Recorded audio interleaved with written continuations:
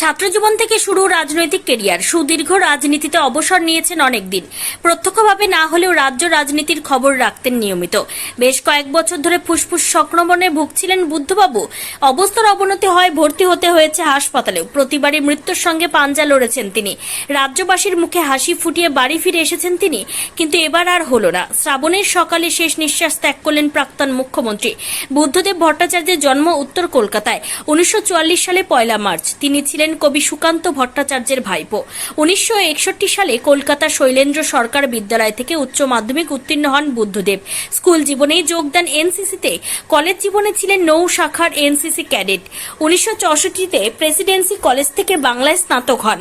College জীবনেই যোগ দেন রাজনীতিতে। তিনি ছিলেন সিপিএম এর পশ্চিমবঙ্গ রাজ্য কমিটির সম্পাদক মণ্ডলীর সদস্য, সিপিএম এর কেন্দ্রীয় কমিটির সদস্য এবং সিপিএম পলিট ব্যুরোর সদস্য। 1977 সাল থেকে 82 সাল পর্যন্ত জ্যোতি বসু সরকারের মন্ত্রিসভায় সামলেছেন তথ্য ও জনসংযোগ দপ্তরের দায়িত্ব। এই বিভাগই পরে তথ্য ও সংস্কৃতি দপ্তর নামে পরিচিত হয়। 1987 থেকে 96 সাল পর্যন্ত ছিলেন তথ্য ও সংস্কৃতি মন্ত্রী।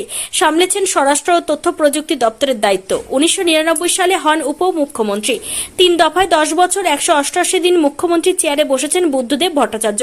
প্রথমবার রাজ্যের মুখ্যমন্ত্রী চেয়ারে বসেন 2000 সালে 6 নভেম্বর।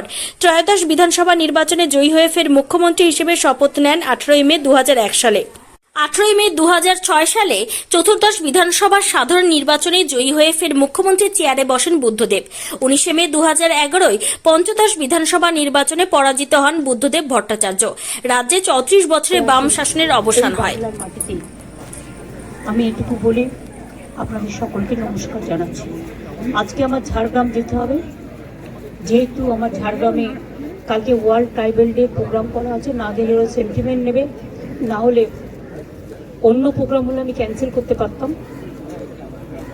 আর এই খবরটা শুনে আমি এতটাই টেন্স হয়ে গেছিলাম, দেখুন হাতটা পুরো ঘষে গিয়ে পুরো গলগল করে রক্ত বেরিয়েছে। তার মধ্যে আমি নিজেই মানে কীরকম একটা লাগছিল। ফলে আমি এখন বাড়ি ফিরে যাব, ওখান থেকে তারপরে কিছুক্ষণ বাদে চান টান করে তারপরে আমি ঝাড়গ্রামে যাব। আমি ফিরাদ হাকিম, সিপি, ডিজি, সিএস সকলকে ইনস্ট্রাকশন দিয়ে গেলাম, এবং ববি আর অরূপ সারাক্ষণ থাকবে, টোটাল টেক কেয়ার করবে। যা যা প্রয়োজন দলের পক্ষ থেকে ওরা মিছিল করে নিয়ে যাবে, যখন দেখবে যেন কোনো অসুবিধে না হয়।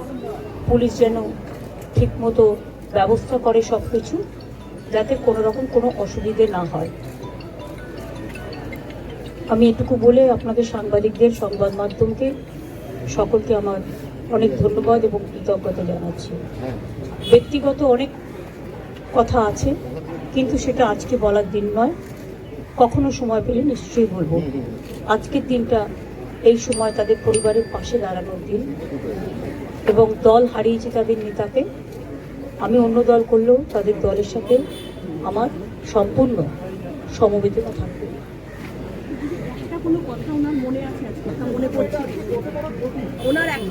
না, আমি যখন আসতাম, যতদিন তিনি ভালো ছিলেন, তিনি অনেক গল্প করতেন, অনেক কথা বলতেন, সেগুলো ব্যক্তিগত লেভেলে।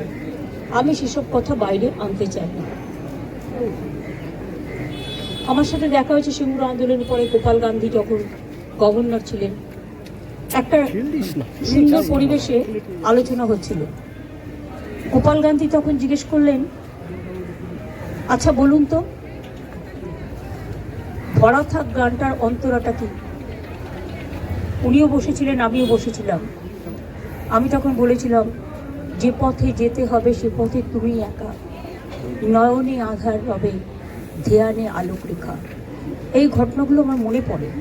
92-তে যখন দাঙ্গা হয়, আমি ছুটে গিয়েছিলাম মহাকরণে, আমার কিছু দরকার আছে কিনা সাহায্য।